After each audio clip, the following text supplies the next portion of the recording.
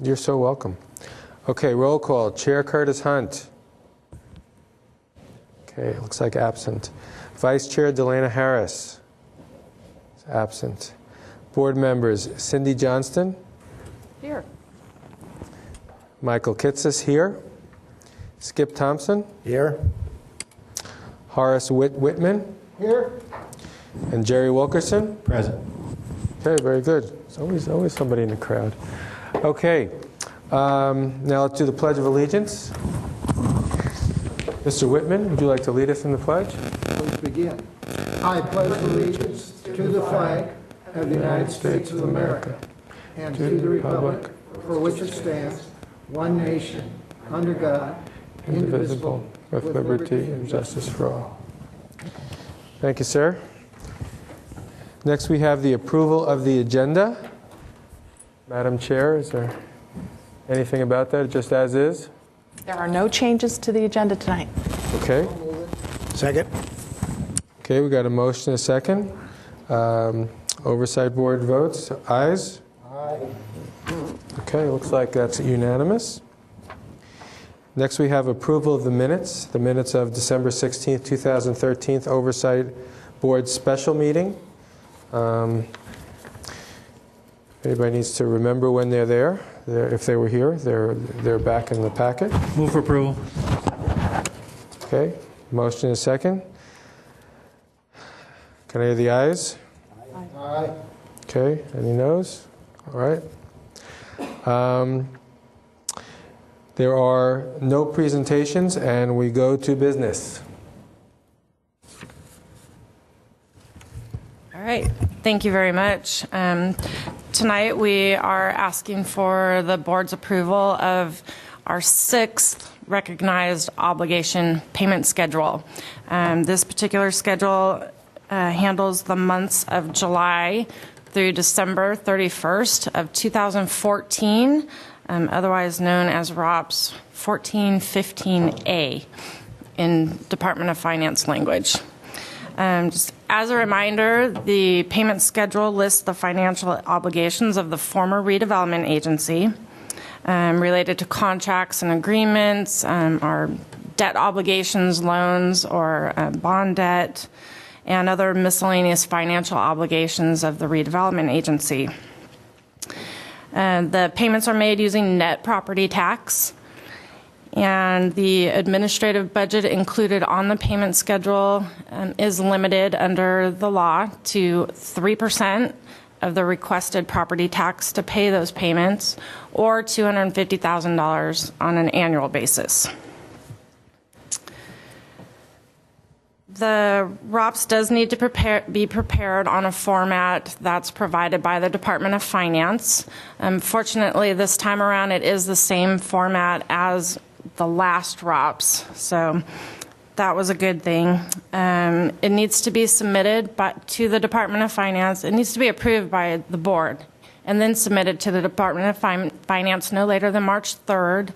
Otherwise, the successor agency could be subject to financial penalties, or we could also lose a portion of the administrative budget if the payment schedule is late. In general, everything on the ROPS has been on the ROPS for a period of time now. It's been approved by, the successor agency, the Oversight Board, as well as the Department of Finance. There have been no changes. We did add one item for this period, and that is a request to potentially cover any non-contingent costs related to the bond refunding.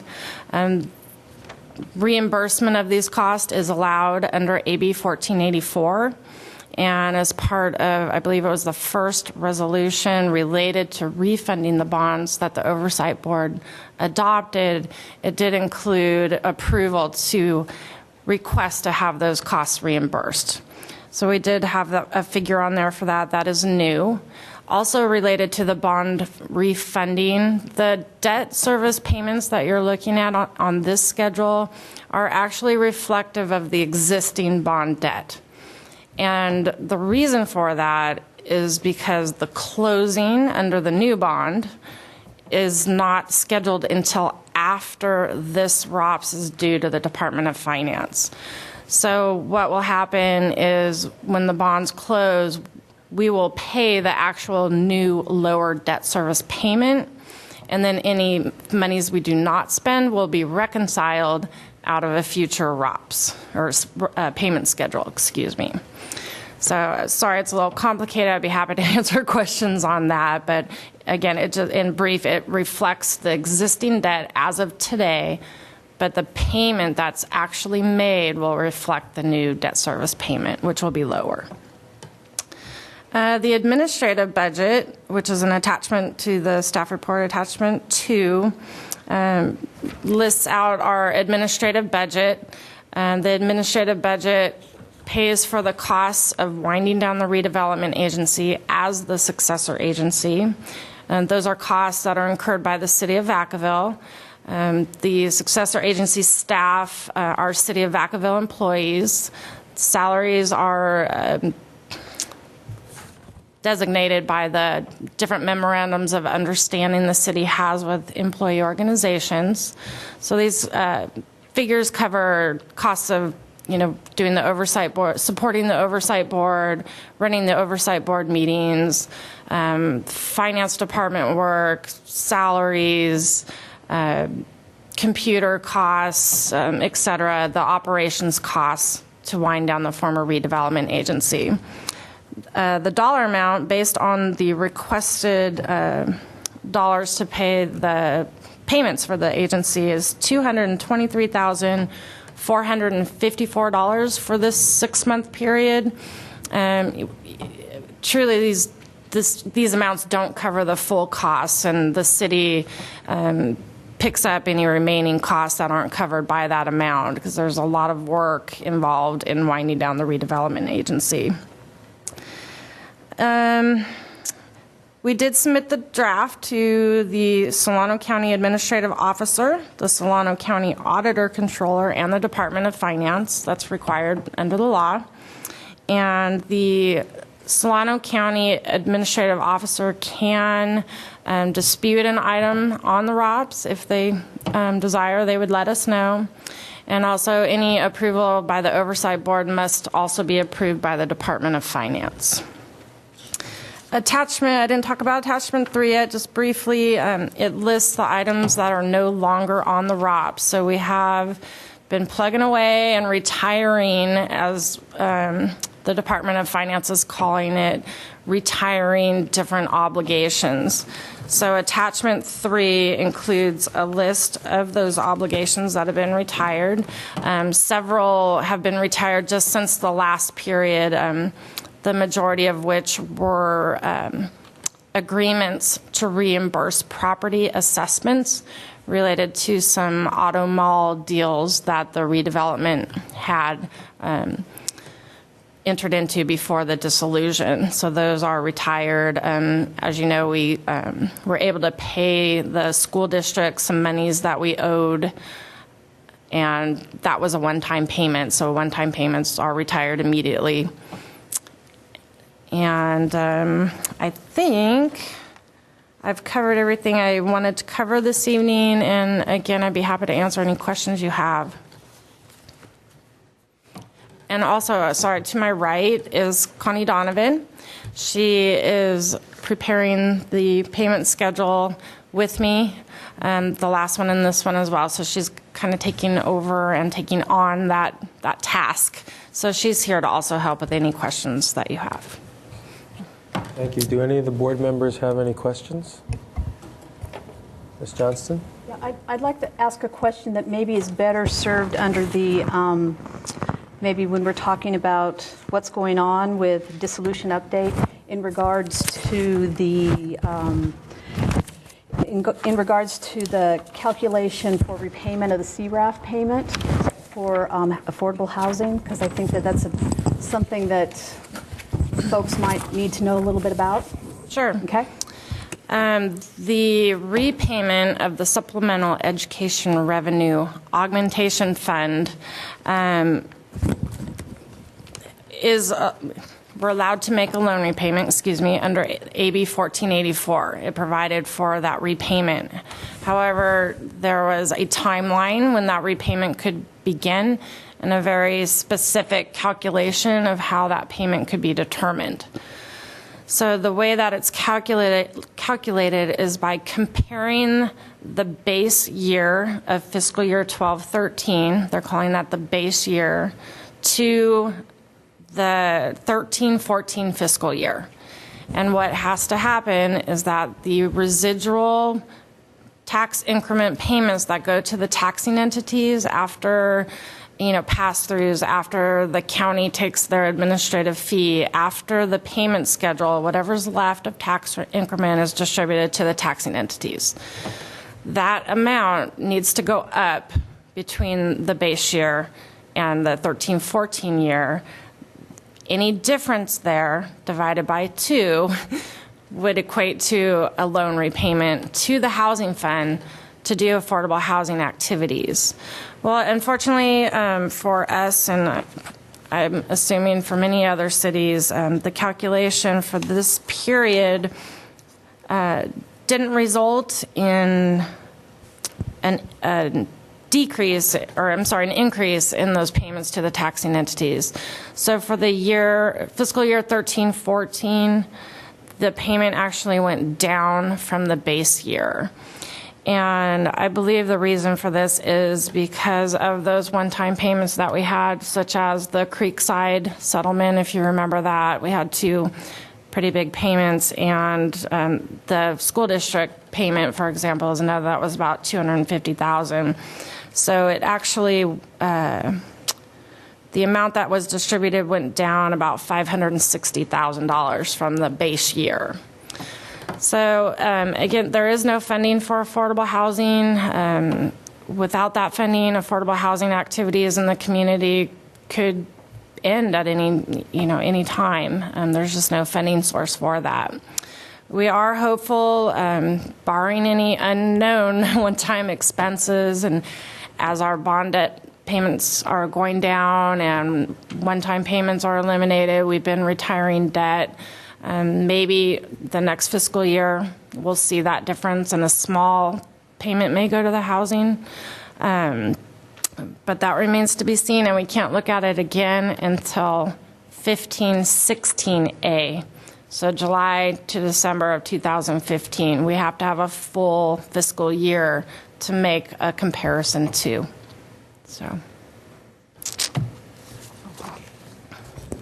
On items 37, 38, and 39, did you address those? It looks like pending litigation forthcoming. 37. I think those are retired, yes? Those are retired, so yes, they were addressed during a previous period. The payment was made, and they are now closed. Thank you. Any other questions or comments? You're on. Whit? If I may, I'm fairly new to this. What is the total amount approximately of the RPTTF fund? And so what's our 3%? Because obviously it's going to be the greater rather than the 250. If you would like to look at page 2, if you look at column N as in Nancy, and then, well, there's not a label, but on the left for the row, the very first row under the words item and item number, that is the amount of property tax we are asking for this period to cover the expenses of the former redevelopment agency. So 3% of that is the administrative budget. Sorry. $7,448,000. Yes. Let's see, 3% is about 250 then, is that Yes. right? Yes, for the administrative budget, yes. Now, that's a 6-month basis, the 7 million is, or that's a yearly basis? That is 6 months, yes. So actually, you're 7,000 under your allotment for this 6 months. Am I getting that right or not? Oh, The 250,000 minimum is for the year. So we're above. Yeah, we're above. So the city's going to have to eat about 250,000 then? No? Well, with the next drops, depending how much we ask for again, we get another 3% for January through June. So this is for July through December, and then we'll do a new ROPS, get 3% more. But eventually, as the debt goes down, that admin budget will go down with it. One last time question. I see audit in here for 10,000 each time. I assume that's a set figure, 20,000 for the year. Who does the audit? Do you know the auditor name? I think it's Badawi, isn't it? Ottaway for the city audit? Oh, Yeah. that sounds correct. Yeah. Yeah. We have to use an audit firm to conduct audits of the records as required under 1484. We have to submit all kinds of financial documents to audit these figures to make sure that they're accurate. So yes, there's a lot of auditing going on. And I missed the name of the company if you gave it. Oh, Badawi Associates is an auditor that we Let's use. spell it so. Yeah. Yeah. It's But we change that from time to time too. so- Badawi. Badawi. And that changes from time to time as well. As every few years we go back out to get a different proposal. Thank you, Mr. Whitman. Any other questions or comments? Okay. Okay, we have a motion. Second. Okay, a motion and a second. Can I hear the ayes? Aye. Okay. No nays, so it's unanimous. It is approved. Thank you. Next, we have reports of staff. Before we get into this, I would like to just address the board, if I may. Thank you, Mr. Kitses, for chairing tonight. A pleasure. Illness hit the city of Vacaville, so had to change. Asked several different updates to be placed on the agenda because there's a lot of things going on.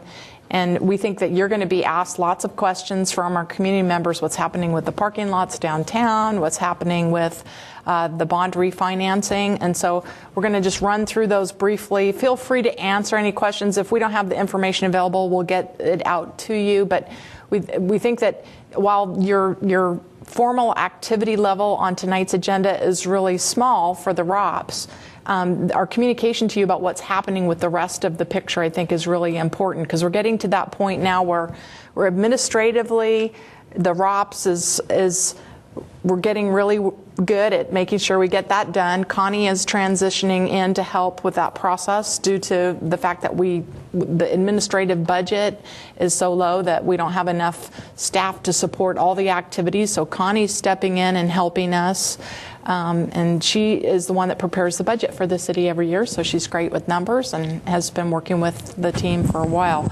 But the other part of it is that the dissolution of redevelopment and the impacts of it and how it's going to impact our community is the next phase of this process. And so the assets, the property assets, the long-range property management plan, those activities are going to start gearing up. And so at your next meeting, we will need to have a closed session on a particular piece of property to talk about how that asset might be resolved because there's someone that would like to make an offer to purchase the property. So we think right now that we will have a closed session on that at your next meeting.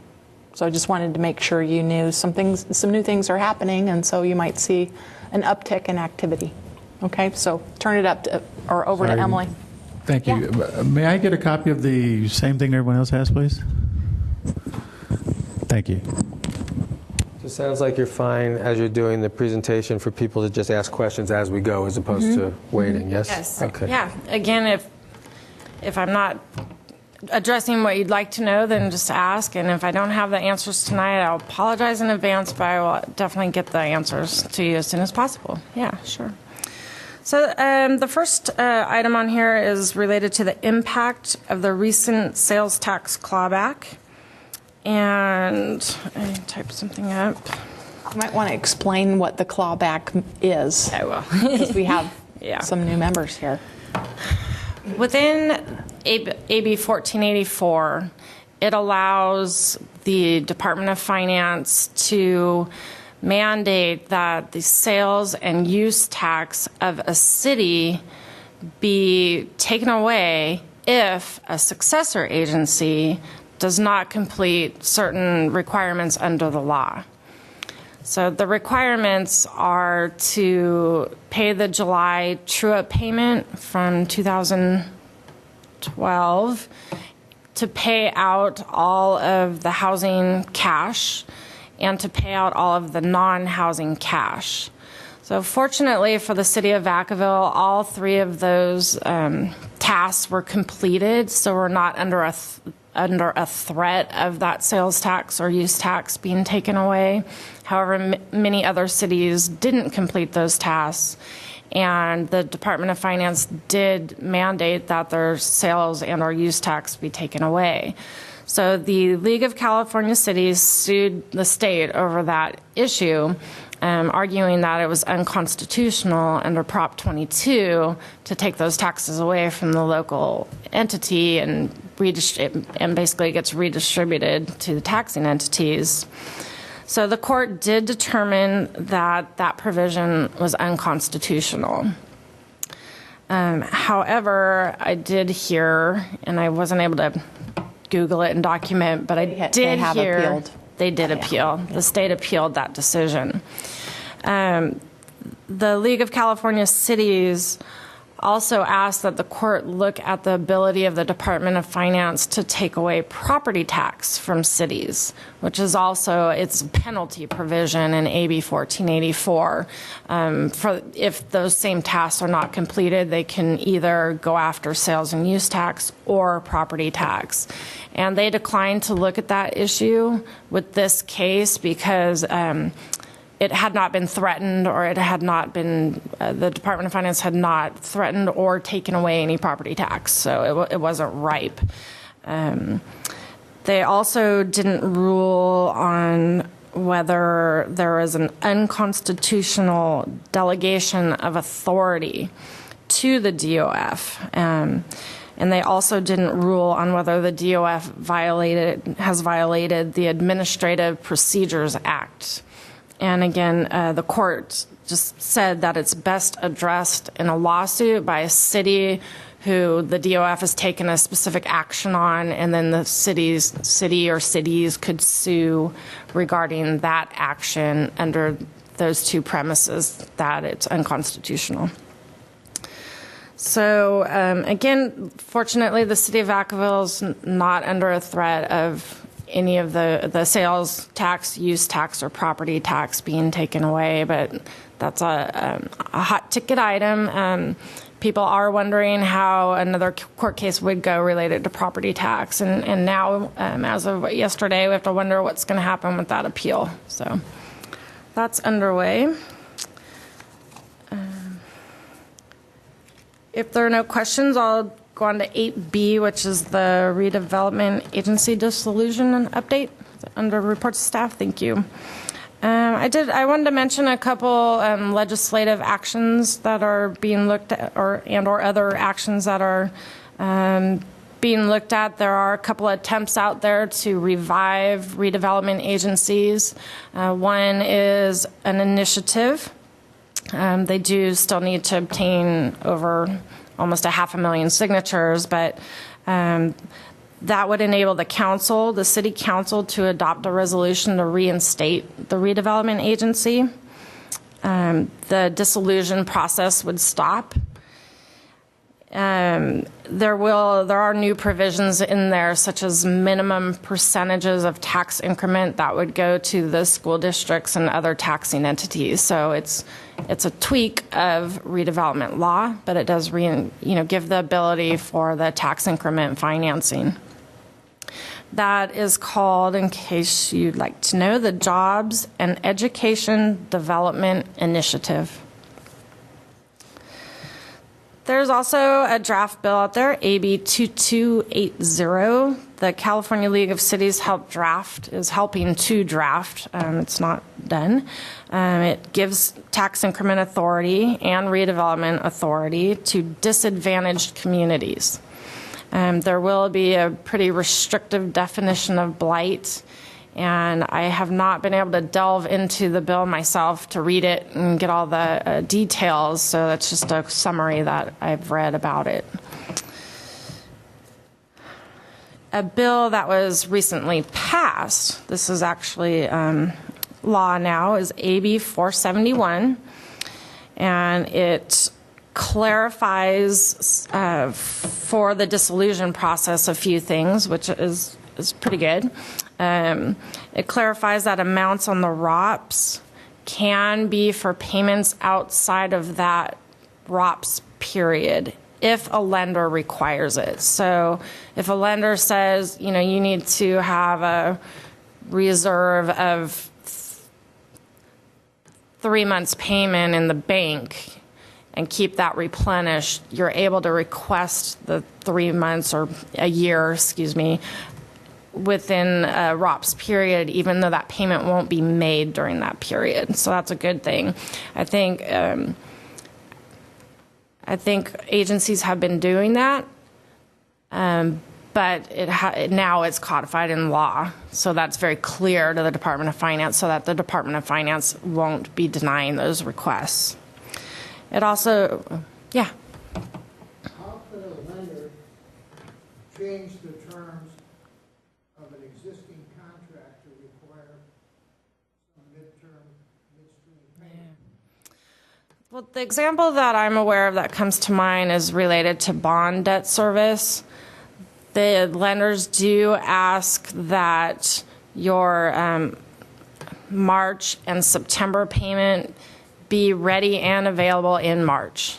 And they know about the ROPS cycles and periods and process, and they want that money funded in advance of the payment actually being made. So they're asking that successor agencies request all the money in March, hang on to it until September. So To clarify, these wouldn't be new requirements of banks. These are requirements that were already there, but the way the law was written, it didn't allow you to have money in a fund to pay a payment that was outside of the period of that schedule. So they needed to tweak the law to address how banking works and what the reserves are required that were already there. So we're dealing with the 6-month period, and it's outside the 6-month period. So Correct. thank you. Yeah. Yes. Yeah. Thank you.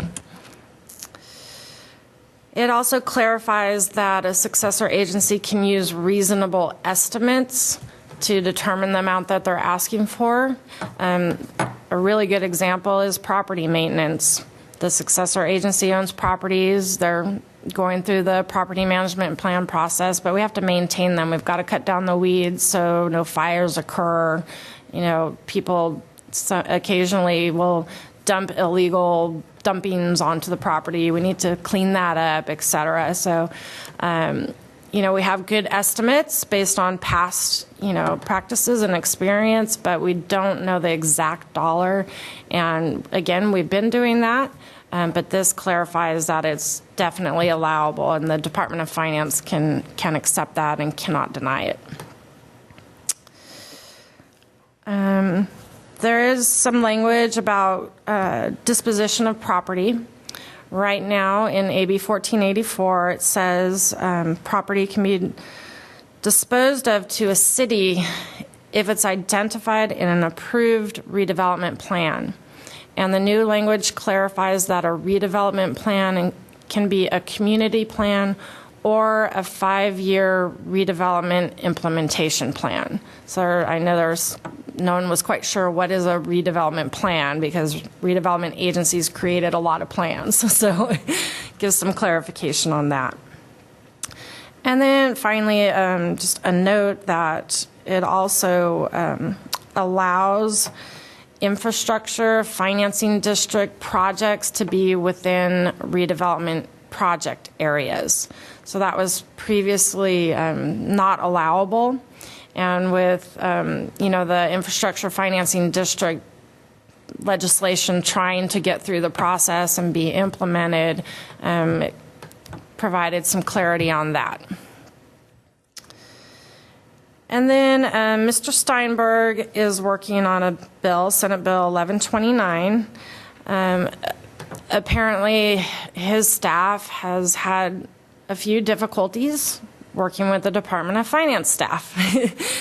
And really, in a nutshell, from the summary that I read, they're taking away some of the Department of Finance's power, or at least putting a little bit of checks and balances in there, which I think is a good thing. So, for example, regarding the long-range property management plan, it would restrict the Department of Finance's review to only determining if the content of the plan is correct. So the law says that the plan has to include certain information, A through Z, the price, the date it was acquired, the location, a description, those types of things, and that the Department of Finance could only determine if those required content is in that plan, not whether they like what the Oversight Board decided to do with the property. So that was interesting. Also, kind of a takeaway from the Department of Finance would be, before the Department of Finance could remove an enforceable obligation from a payment schedule, they would have to come to you as the Oversight Board and ask for your review and ask for your approval. So that was interesting. Yeah, put a little authority back to the local board and away from the Department of Finance. So that's in process, so hanging out there. Quite a bit of activity, and I'm sure that's not all, but thought those were kind of interesting and applicable to the work that all of you are doing for us. Another update on the dissolution process. The State Controller's Office conducted their, or in the midst of conducting their audit of the former redevelopment agency. Under AB 1484, they are required to conduct an audit of any transfers that the redevelopment agency made between January and June of 2011. So this is what we call the retroactive period of the law. And we're going to be asked to pay for their staff to conduct that audit. Oh, yes. Yeah. So in addition... Pardon? Do we have transfers in that period? That's a good question. We do. We, as many other cities or redevelopment agencies, we transferred properties during that period in March of 2011. All of those properties are in the management plan. So we recognize that the law is retroactive, and so are including them in that process to clean that up, if you will. So as far as I'm aware, that's the only transfer that I think will actually be a finding of the State Controller's Office. So, but that was, they spent 2 weeks here on site going through documents, asking for information. 2 of our staff people in the finance department spent a good solid 2 weeks working with them, and then they're back in their office in Sacramento and, continuing to ask for bits and pieces. It's my understanding it takes 30 to 60 plus days to get an actual review letter back from the State Controller's Office. So it's also my understanding they will send a draft first, and, you can talk about it and so before they actually publish it, because they can demand that those assets be returned. So we're waiting to hear on that. And I think that was all I had for the dissolution update, unless anybody had a question.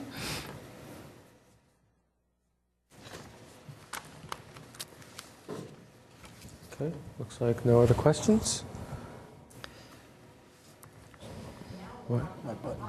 Next hot topic is the long-range property management plan. So Yeah. this is the one that you're going to spend the most time on over the next Oh, gosh, probably next year or so. So a lot going on there. This is the one that you read about in the paper in terms of the state ordering that we put up the parking lots in downtown for sale. And there's a whole portfolio of properties that have been reviewed by this board over the last couple of years in terms of what we propose in terms of managing those assets. And this board has been very, very helpful in putting together a plan that we think our community supports. And unfortunately, the state has disagreed with us. So we are fighting tooth and nail to try to get some reasonable plan out of that process. And so Emily's going to just give you a quick snippet of what's happening, where it's at, what's going on, and what we think may or may not happen. So. All right. Okay. Let's see. Since you last saw the plan, the city of Vacaville actually sent a letter to the Department of Finance. That was back in September of 2013. The letter disputed the Department of Finance's decision to deny the transfer of governmental use properties to the city of Vacaville. Many different reasons, land use issues, compliance with the ADA parking requirements. If 9 of the parking lots are downtown, if those are gone, what will happen to the businesses? What will it do to economic development? Many arguments in the letter, and actually I'd be happy to send that out to you guys if you'd like to look at that. We sent them a letter, didn't hear anything back. Finally heard from the analyst, talked to him a bit. The letter also requested a meeting. We really wanted to sit down and discuss, face-to-face and explain our individual and unique circumstances for our city. So they promised to schedule a meeting, but then I heard from a different analyst on the actual long-range property management plan. So she's asked for additional information, documentation supporting the information provided in the plan, such as when we've identified that there are encumbrances on the property, they would like the actual documents to show that, a lease. We have a lot, almost every property has some kind of easement for ingress, egress, or public utilities, or private utilities, or use of parking spaces, that kind of thing. So is there any kind of grounded, intelligent kind of conversation about the fact that if there were no parking downtown, that would be horrible for business? I mean, is there any explanation how maybe it wouldn't? Or is it just a general theoretical idea, well, these can't be transferred? I think that it's the state's motive to get the cities to buy the parking lots and therefore reduce their debt towards education. That's, I think, what they'll think we'll be desperate enough to have to buy them. It's a leverage thing, so they have you over the barrel that, if you don't buy it and it goes to somebody else, then your property, your businesses won't do well, and people will get voted out. Correct. And, But the sad thing is, I guess it's good and it's bad. We're not alone. Cities across the state of California are in the same boat that we are. We're talking parking structures, millions and millions and millions of dollars invested in parking structures that are being ordered to be sold. And is there a requirement to figure out how much those properties are worth relative to? The Department of Finance and state have the review and approval over the price in terms of sale on every one of those sales. And so you'd be doing appraisals, and most likely what would happen with parking structures would be that a private parking entity might come in and buy them and charge for parking. Charge for parking. I mean, that's probably what will end up happening if we lose the fight. But we're still fighting. We're trying real hard. That's what happens in other big cities where they come in and they charge for parking. Mm-hmm. Yeah. I'm not sure how successful charging for parking would be in Vacaville. That's, the question. I don't know that would be supported, which is unfortunate because that too would be a detriment to the businesses. So we're supplying the information requested, and they did indicate now that they want to review the plan, and then they will talk about having a meeting with us. to try to get across the uniqueness of our situation and why they need to transfer those to the city. We've been keeping Jim Fraser's office updated. They're very much interested and staying actively involved in this issue. They've been meeting with the Department of Finance staff periodically. In fact, just this week, Jim Fraser met with them himself, and they have offered to attend a meeting with us if we wish. Jim Fraser himself would attend that meeting. We've been keeping Lois Wolk's office updated as well. The grand jury made an inquiry with us also, a friendly inquiry to find out, what is going on with the properties. And they, too, are very concerned about the parking lots downtown being lost. And so I've been checking in with them periodically with updates.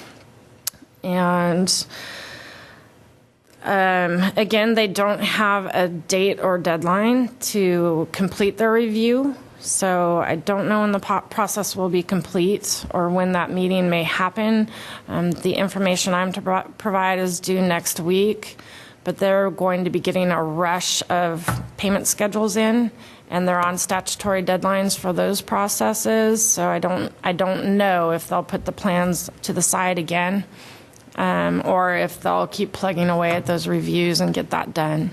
So the thing with the parking lot seems like a standard thing. I mean, tons of cities all around California have this parking lot issue. So have they been flexible with other cities at all?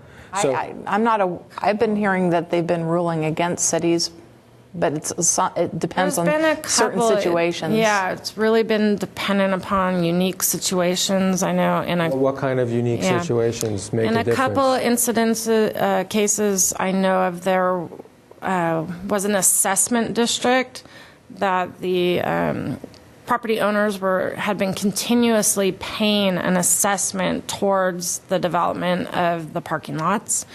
And in a couple other cases, this successor agencies were able to show that the properties were purchased with bond proceeds and were still bound and tied by bond covenants to be used for the purposes, of the redevelopment plan. So they were successful. But otherwise, I haven't heard of any flexibility in the Department of Finance's decisions. So we're pursuing those avenues. As what we know has been successful, we're looking at that and trying to get that information up there the best we can. And we have these records are going back to 1992, 1988. They're really old records, so it's been tough kind of digging up paper to document, but we're getting there and we're working on it, and we're going to pursue those as well with them, for sure. So I think that was it.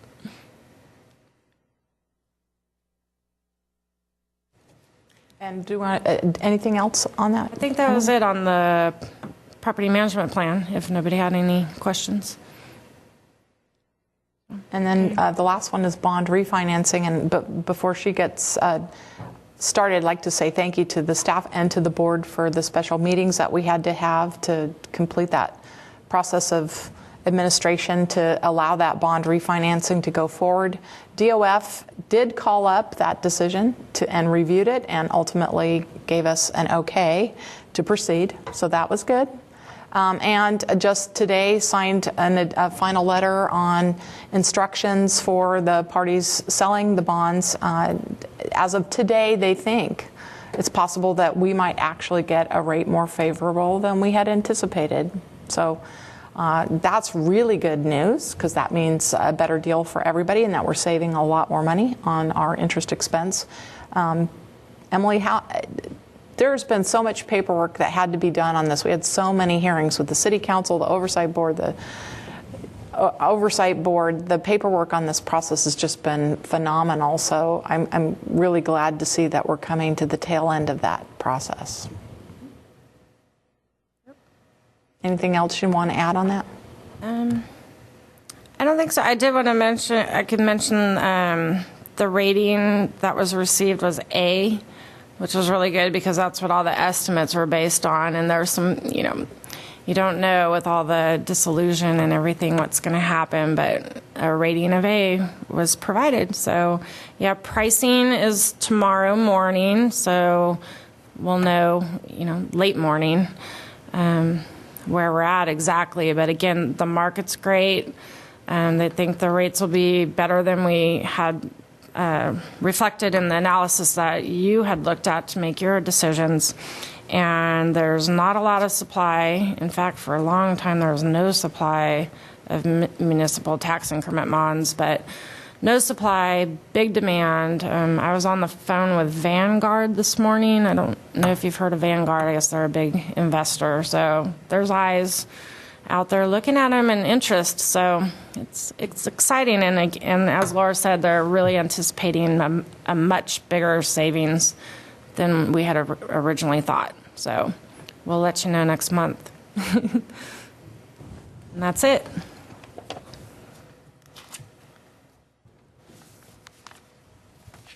Okay, anything else from the board and staff? Well, thank you very much then. Thank you. Meeting's adjourned. Great. Thank you.